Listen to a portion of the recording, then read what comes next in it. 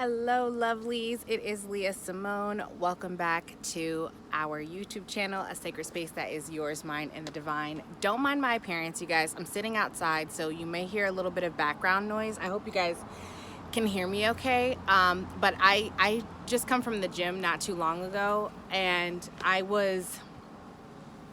had a meditative message that I wanted to share. And so forgive, please, how this message might unfold, because I feel that I tend to do better. I feel that I tend to do better whenever I am in the moment. Okay, so a lot's happening, a lot's coming through right now, so I kind of want to get into it. The reason why so I went to the gym today, and the gym that I go to is Planet Fitness. Now, I have the black card, which means that I can go to any location, right? So one of the other locations, I have a gym, there are two locations that's near me. One is smaller, more intimate. The other one is larger, and it's a different crowd. It's a different energy. The people in the different locations, I've been to both. I like the one that's smaller, more intimate. I mean, if you've been here on this channel, you've heard me talk about how I'm continuously receiving energy, and it can impact my own energy field, especially if I'm not prepared to handle that. So anyways, I'm explaining this to say the larger gym is undergoing a remodel right now, which means that the people that typically go to the larger gym are overflowing and coming to my gym location that I typically go to, right? So the people that are at the gym that I go to, they pretty much mind their business.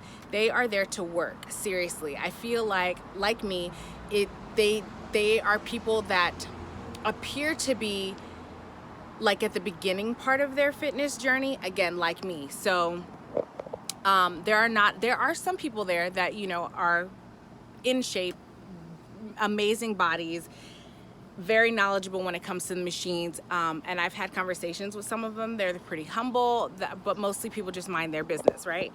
That was not the experience that I had when I went to the larger gym. Everybody had amazing bodies, and they knew it. You can tell. Well, I could tell in the energy of the environment, of the people in general. Their energy was a little more like aggressive, a little more show-offy, a little more flashy, and so for me, I could perceive that when there were new people, that when by new people I mean like not the regulars at the gym, there's this, like, again, show-offy type of energy. And I mean, if you have any type of social emotional intelligence, I feel like you can pick up when someone is kind of just being, they need validation or attention, or they're trying to show off for whatever reasons, right? To get your attention. So, okay, I'm explaining all of this because that, again, with the remodel, the overflow of people from that other gym has come to the gym that I typically go to. Now, I did get on the app and the email an alert saying that this gym, the other gym, would be closed, you know, for remodel for the next several days, and I knew that. For some reason, though, I didn't process. I had an inkling that people will spill over to the gym that I typically go to, so it'll be busy or whatever. For some reason, I did not process how that would impact my energy, and it did, and it kind of shocked me. And I'll give a little more detail about that, but I said that to say I actually left the gym feeling ungrounded, which is not typical. Usually, like, when I leave the gym, I feel in my body, I feel grounded, I feel pretty good, like I'm ready to eat, I'm ready to shower, I'm ready, like my energy is pretty calm. So, okay, I'm pausing because I see a yellow jacket that's kind of hovering right here, and a wasp that just went into this little thing, and both of those they can be pretty aggressive. Okay, that makes sense. They can be pretty aggressive. So what I'm trying to explain is that when I went to the gym, my energy was disturbed. There's a message behind this, you guys. I'm gonna get to it. It's gonna be a little bit long-winded, but I'm trying to get to the point. But so when I went to the gym, my energy was more disturbed instead of leaving and feeling peaceful, or even feeling peaceful or accomplished or productive while I'm there, because I'm soaking in and I'm absorbing all of this aggressive energy. And although it wasn't rude or, you know, hostile or even necessarily intentionally directed towards me, I'm picking up on it, right? So my focus has gone from, you know, these workouts that I like to do and how that makes my body feel good and how I respond, to having to process and filter out the energy and try to keep it from settling in my own energy system. I'm sweating, you guys. So like one of the guys that was there, you know, was having a conversation. My friend was like, I think he was flirting with you. I couldn't even receive it that way because the conversation style was so aggressive. So he, you know, was like, is this the gym that you normally go to? And I was like, yeah. He was like, it's so small. Like, and I was like, I kind of didn't even know how to respond. I'm like, yeah, it is. You know what I mean? Like, I don't know. I just feel like if, it doesn't matter. So my point is, you know, so that kind of threw me off. Then I've been going to the gym pretty consistently now for a couple weeks. So I have my machines that I typically go to, and I have, you know, a plan in place for myself. So I had the intention of doing upper body today, and I have my machines that I do, my warm-ups, all those things. So did the warm-ups, that was pretty fine, and then like more and more people are starting to trickle in. So the typical machines that I go to, either people, there's a group of people that are hovering around it, not using it, just hovering it. And for me, like, that is, how do I describe that? That's a lot of energy in one place. And it's a lot of like, on top of the additional energy that's coming in. You guys, I promise I'm going to make this make sense, because this is not about me. This is actual, like, a general message. So so there was that. So basically what I'm trying to, okay, so then I would go to like another machine and someone else is there, and I'm kind of like, now I feel discombobulated. I feel kind of thrown off. Like, I feel like I'm not able to focus my energy, and and not only that, but it's like I can't, now I'm distracted from the fact that I'm there for a workout. Now it becomes about navigating the situation and not about what I'm doing for my own wellness. Right? Okay, so it's like I'm having a hard time bringing myself back to that perspective of like, okay, you have these things to get done because there are so many distractions. So the reason I explained all that was because when I left so I also they have massages. So I was gonna skip the massage today because I was a little bit short on time. So I was gonna skip the massage today and go to just do a couple more extra workouts, especially because it was busier. And so getting to the various machines and the various weights and stuff, it wasn't as seamless as I had developed, as the process that I had developed, right? So I started to do that, but even trying to get to the other machines in those few minutes, it was stressful. So I was like, I'm just gonna go do the massage. I couldn't even relax in the massage because the energy now has penetrated, like I have absorbed the energy. And so now I know, like, I need to get this out. So I'm already thinking, okay, like when I get home, maybe I'll go for a jog or a run, or I'll do something to exert some more energy so that I can, all of this energy that I'm picking up from the environment, I can, you know, release it so that it doesn't settle and that I can feel grounded again, because I shouldn't be leaving the gym feeling irritated, and I was. So I came out on the balcony and I was like, let me just breathe it out, meditate, whatever, like, what is this situation? What is the messaging behind this, right? So I sat on the porch and I'm meditating for a little bit. And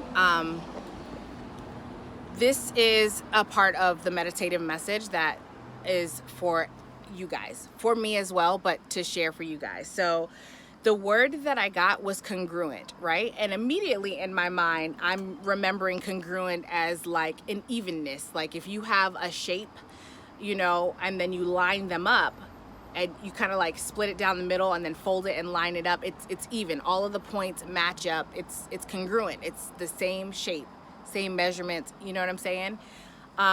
Even if it's different shapes, they're congruent.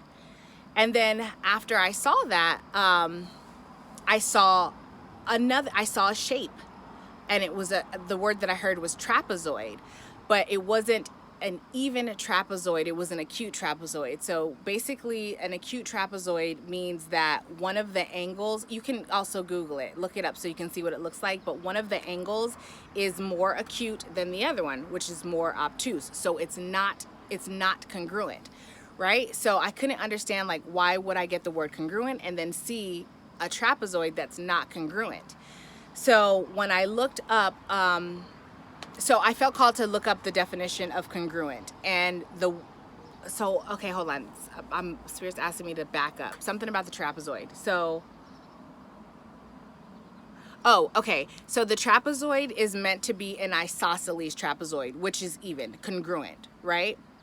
This is describing energy, by the way. So the shape of the trapezoid, it's describing energy. The way that this is coming through is, for some of you guys, this is going to be specifically like talking about your own energy and the balance between your masculine and feminine energy. But for some of you guys, this is going to apply for both. And the way that it was coming through is that one of the sides is the weaker energy. It's uneven. It's smaller. And then the other side is the stronger energy. And as I'm meditating, I started to feel an intensity and a tension. And when you think about muscles, when they become tense, they kind of contract, they pull into each other. And that's what I was feeling on my feminine side, especially when it comes like in my throat chakra and right here, like in my shoulders and stuff. The feminine side is the energy that is receptive, right? It feels like that side is overworked. The masculine side, I don't know if you can see the trembly. I'm holding this with my right hand, which is the masculine side. And as I was sitting there, that felt overly relaxed. And so by that, I mean weaker. So even just holding my phone right now, it's very trembly. It feels weak. And it only started just now when I'm recording this message, in this moment when it got to this point that I noticed. So, So I'm going to bring that back to the whole message of congruency in a second. But there's this message. Can either be between you and your masculine and feminine energy, or between a divine feminine and a divine masculine. And I know we hear it all the time, but I am legitimately getting for this that it's there are clusters. So it's up to you to decide. There's a cluster where this message is specifically talking about you and your masculine and feminine energy. There's a second cluster where it applies to specifically you, but that is also congruent with, so if you're whatever your divine identity, I want to say, is, it's also congruent with, or meant to be congruent with, the counterpart, the divine counterpart energy. Right? Excuse me. I'm sorry. I'm going to make this make sense. That sneeze was a confirmation though. Okay. So, and what I mean by that is this. So if you are a person where this is for, I have another sneeze that's building up. This is a part of the message. Sneezes sometimes are an indication that your vibration, excuse me, that your vibration is increasing. And I have not sneezed this much in so long, but that goes hand in hand with this message. I'm sorry it's taking me so long to get it out. It's so simple, but it feels so convoluted because there's so many parts to it. I'm feeling the sneeze on my right side and my right eye is watering. That's the masculine side. So it's the masculine energy has been underworked. And for some of you guys, again, this applies directly to the divine masculine, and you identify as a divine feminine. So this can play out in the sense that you have been overly compassionate and overly considerate of what the divine masculine needs, setting it up so that the divine masculine didn't have to show up or be accountable. So in their energy, but the dynamic between you two was it was showing up in that energy as an acute trapezoid. where one side was overworked, so those muscles became contracted, aka the divine feminine. That's where I was feeling it. And then the divine masculine was underworked because the divine feminine was so considerate and showed up and did the things that the divine masculine needed or wanted or thought or whatever without having to really and so, okay, the way that this is coming through is that this may not have been necessarily anything that you've done. This is just the history of both of you, the divine feminine and the divine masculine. So the divine feminine has a history of being overly considerate, of being overly compassionate, of giving, being receptive to like what does the person want, and then being nurturing and showing up in that way, even in situations where people may not deserve it, where people were taking advantage. Whereas the masculine, so that's where they've gotten comfortable, that's where they've developed that muscle. Whereas the divine masculine got comfortable being in the energy, their masculine energy, where they just did and didn't have to.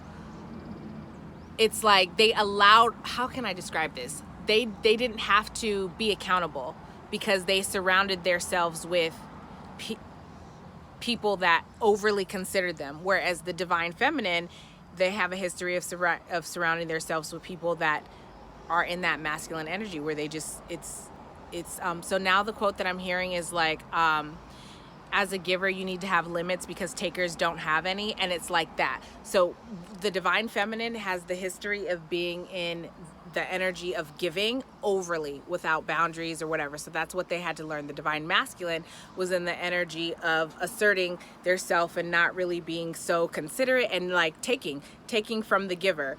And neither of this is like malicious. It's just the history. And so this is a part of each of their karmic lessons, right? So again, it's up to you to determine where you are in this equation. So to bring that back to the trapezoid and the congruency, the other thing that I was just sneezing a little bit. So, and I was feeling that on my right side. So basically what the divine masculine has been undergoing is a raising of vibration, because what I'm getting is that the divine feminine has overworked that muscle, overworked the femininity, overworked the reception, the nurturance, whatever. So they're learning, their vibration is fine. It's not that it has to decrease, but it has to come back into balance, because being polarized one way or the other it's not conducive. It's not beneficial, right? And so the divine feminine was polarized in the femininity. The divine masculine was polarized in the masculinity, but it was presenting like toxic masculinity. So this masculine had to increase their vibration. And the way that happened, so the other thing that I was seeing when I was meditating, and this came through as well when I was doing a personal reading yesterday, which was the salamander. Now, the salamander represents, it's much like a phoenix. It represents rebirth and transformation.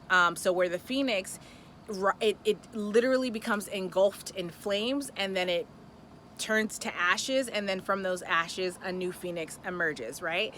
And that's the cycle of rebirth and transformation. For the salamander, it's similar in the sense that my hair is so sweaty underneath here, and I don't know why that specifically right now is standing out to me like that sweat. Oh, well, duh, because again, so the salamander, it's about undergoing a fire. The salamander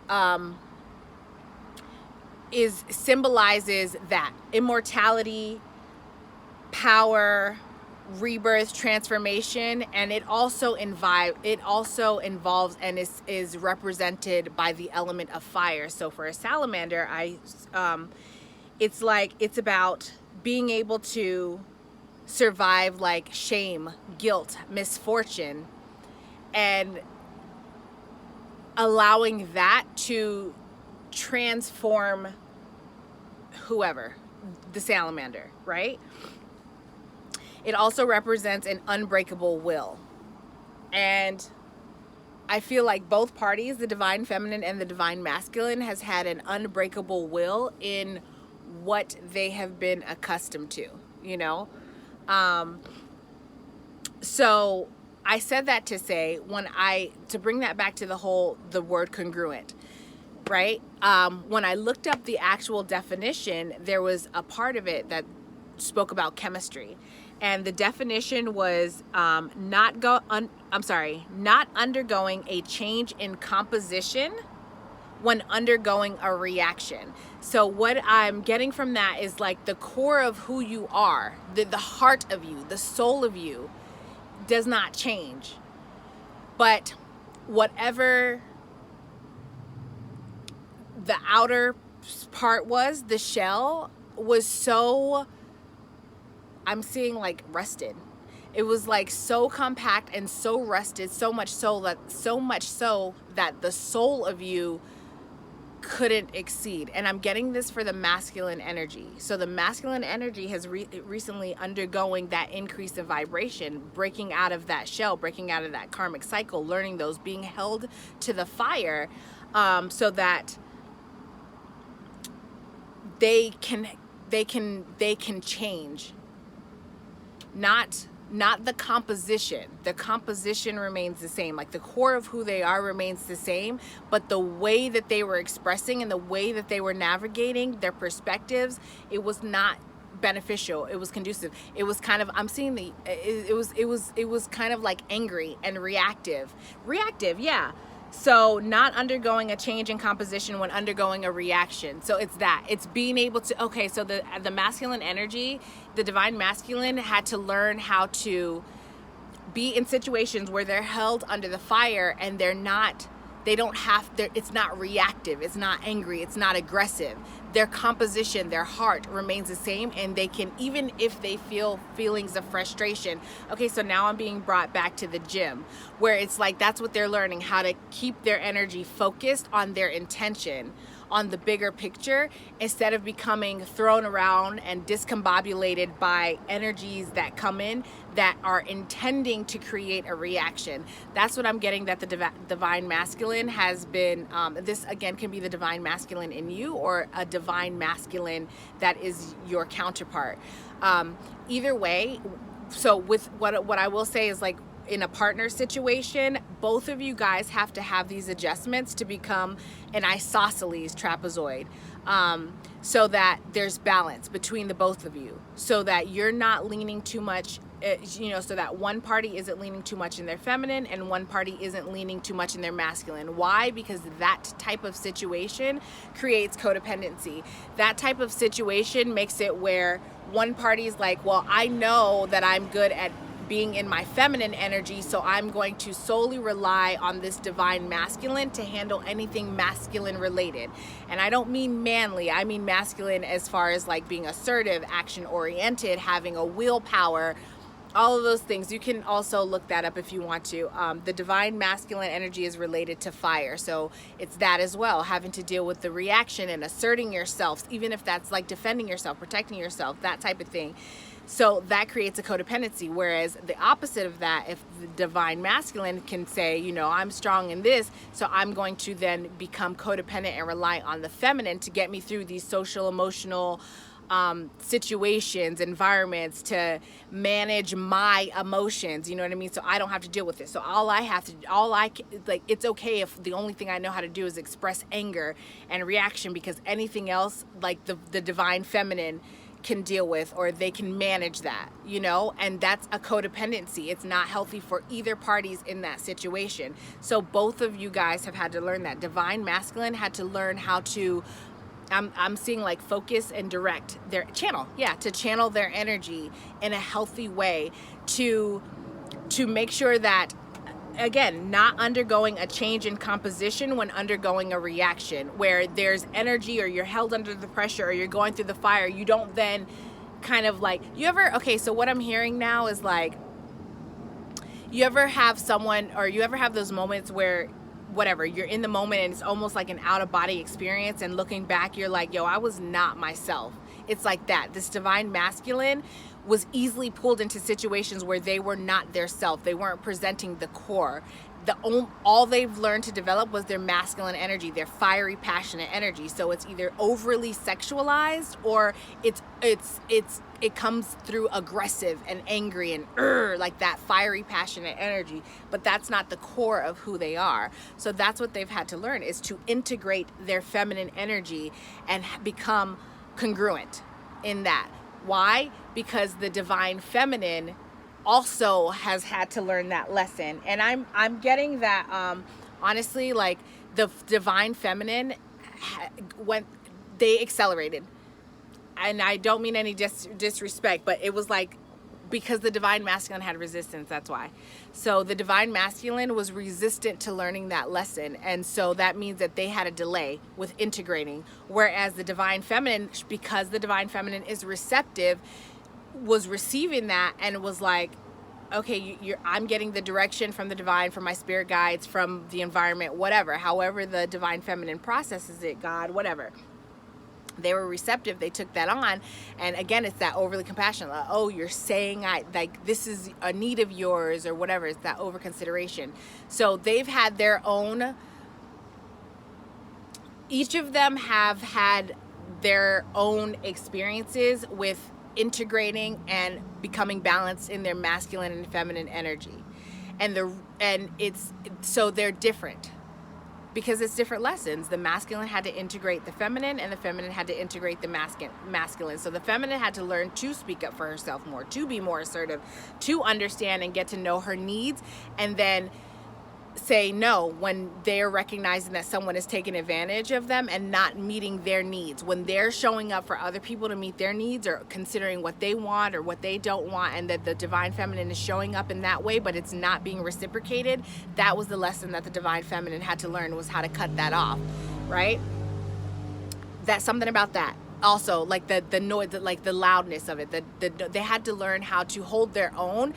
Okay, so I'm getting back to the gym analogy, where it's like this person had to learn how to hold their own in situations where there's a lot of talk. There's a lot of that bravado is what I just heard. There's a lot of aggressive energy where it's like, because what I'm getting from that is like, that's an insecure tactic. I heard all bark, no bite. So the divine feminine had to learn that sometimes people are all bark and no bite. So to not be intimidated by that, and to, again, salamander as well, to be able to walk through that fire and hold their own.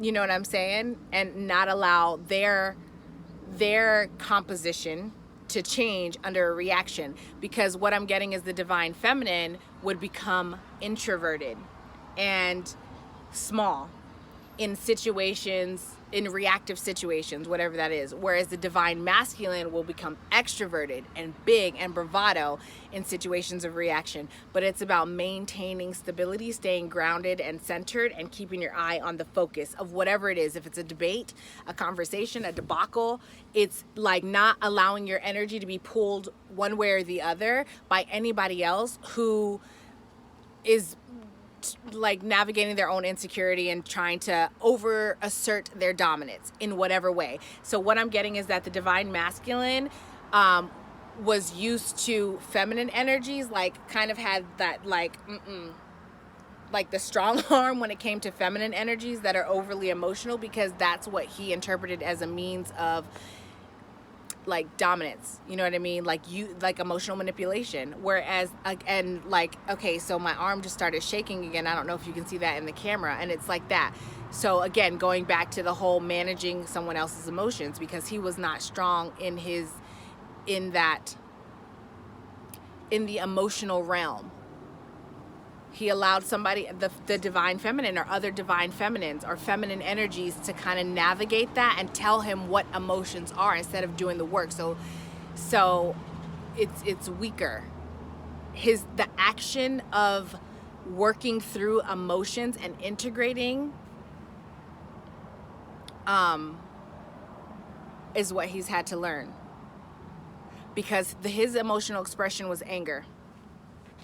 And he felt, so what I was trying to say was like the divine masculine felt that the divine feminine was being emotionally manipulative, whereas and so that was the strong arm, is whenever he saw like an overly emotional or like, oh, you know, he automatically lumped all of that as like, a tactic of manipulation to get over on him. But that's not true. He has to learn energy, and once he becomes balanced and integrated in his own energy, he will be able to discern on his own, without the help of another energy, what is true emotional connectivity versus and vulnerability and authenticity versus emotional manipulation, saying the things, making your like, I feel like he's used to being around feminine energies that can like make their self cry or woe is me or like, oh my god, victim mentality. So now he developed a point where anytime he sees that, he just lumps it into that category. He wasn't able to discern. The feminine energy, on the other hand, is working through and had to learn energy, aggressive energy, that passionate energy. What is true passion and versus like displaced passion or displaced anger. And you know, that this is connected to like competition and stuff like that, because their experience, the history that they've learned, and their stiff arm when it comes to like that overly aggressive, like overly show-offy, like that type of like, I'm gonna put my energy in your face, that type of thing. That's the divine feminine stiff arm, because it's like you're just trying, it's how can I describe this? It's like the divine feminine receives that as, again, like, you're trying to dominate me, you're trying to be superior, you're trying to make yourself bigger than me and force me into a position where I have to be small. This is divine feminine energy, where I have to be small in order, like, it's like, oh, that over consideration to make room for you. But the thing is, like, the divine feminine knows that that's coming from an insecure place. And so the divine feminine, that's why she developed to withdraw, to isolate, to pull in, to make herself small, because the divine feminine has a mastered social emotional intelligence and sees and knows that that's an insecurity. And now you're trying to put yourself in competition with me. And if you're supposed to be my partner or a friend or whatever, why are you in competition with me? Do you know what I mean? Like, it's that. So that was the lesson that the divine feminine and the divine masculine had to learn, both by this salamander energy, both by going through the fire. And so it taught them a level of resilience, because the other thing that salamanders symbolize is that it's like this like unbreakable will. Didn't I say that? It's an unbreakable will, where people might look at these people individually on their journey and say, like, damn, you went through that, but you're still going. You're still determined to whatever. It doesn't look, from the outside looking in, like, it may not look like, okay, so what I'm getting is that if the divine feminine is looking at the divine masculine, to them it looks like they haven't gone through a fire at all. They look unscathed. And same, the divine feminine maybe looking at the divine masculine, maybe looking at the divine feminine, and also, like, it looks like, damn, you haven't gone through a fire at all, like, you look unscathed, right? But the thing is, if like both of these parties would have a conversation, it's a mirror. They would see, because it's divine counterpart, they would see their selves in the other.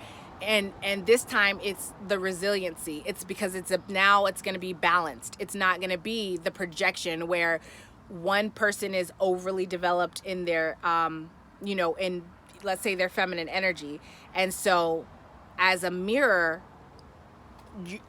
when you're developed in one energy, you project out the other energy, as I was describing before. This video is getting kind of long. I hope it's not rambly, but as I was describing before, whenever we're, as a divine feminine, if I'm confident in my feminine energy, I'm going to project out my masculine energy onto the divine masculine. Well, you do these things, you take that, instead of being balanced and understanding, like, that's not to dismiss a need. A lot of time in divine counterpart relationships, one is more adept when it comes to the spiritual realm, where the other is more adept when it comes to the physical realm. So one may be connected more to their intuition, to their emotions, to navigating energy, where the other one is better at planning, practicality, logic, that type of thing. And that's the divine counterweight. It's meant to be that way. And so when a person can recognize that and integrate their masculine and feminine energy and accept who they are and where their strengths are and where their needs are, then they recognize one, what their needs are and what they need to ask for, so that it doesn't become a trigger of competition where it's like, well, this other person can do this thing better than I can. Now I need to compete with them to prove myself. Once you become integrated and you recognize where your strengths are, and I don't even want to say weaknesses, because it's like once you recognize how your energy is, I'm seeing the yin and yang symbol. Do you know what I'm saying? Where it's like in every yin, there's a little circle of yang. And in every yang, there's a little circle of yin. So it's that. But the two fit together. So even if you're predominantly divine feminine, you still have some divine masculine energy in you, and vice versa. If you're predominantly divine masculine, you still have divine feminine energy in you, and vice versa. But that's what allows you guys to integrate and become whole. And I say that in quotes because you can be a whole person without another. And that's, again, when you have that awareness and you recognize how your energy falls, right? Like, what's your predominant energy, and then where do you need a little more support or reinforcement? So you know, like, what type of systems you can put in your place if you do want to be an individual. But in a partnership, then you know what your needs are and what to ask for and how that shows up, and then it doesn't become a trigger of competitiveness, you know? So yeah, so that was the message that I got this morning, you guys. And I don't know why it came through that way. It looks so rough. It also looks like it's about to rain here, but so yeah, I feel like this is just another divine feminine, divine masculine update, and also meant to be reflective so that you can take a look back, however you identify, whatever energy you identify, where you can look at your experiences in the last several months, maybe even the last, I'm getting like year and a half to 2 years, like year to year and a half. And maybe like more focused specifically in the last several months. So which karmic lesson are you learning? Are you learning are you the divine masculine, learning to integrate your divine feminine and understand what needs you're able to meet of your own, and what you genuinely, need like reinforcement and support for, and then it's not a competition?